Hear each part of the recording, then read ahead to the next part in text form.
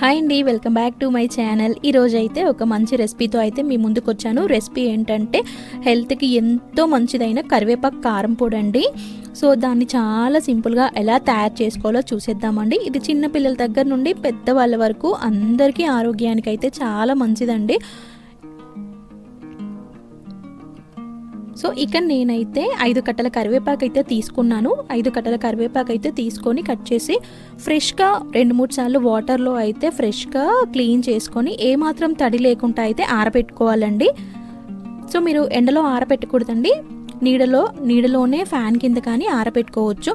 Next అయితే ఇప్పుడు stove మీద ప్యాన్ పెట్టేసుకొని 2 టేబుల్ స్పూన్ ఆయిల్ అయితే తీసుకొని 1/2 టీ స్పూన్ అయితే మెంతులు వేసుకోవాలి. మెంతులు 1 మినిట్ పాటు దూరగా వేయించిన తర్వాత 2 టేబుల్ స్పూన్ ధనియాలు, 2 టేబుల్ స్పూన్ పచ్చిశనగపప్పు, 2 టేబుల్ స్పూన్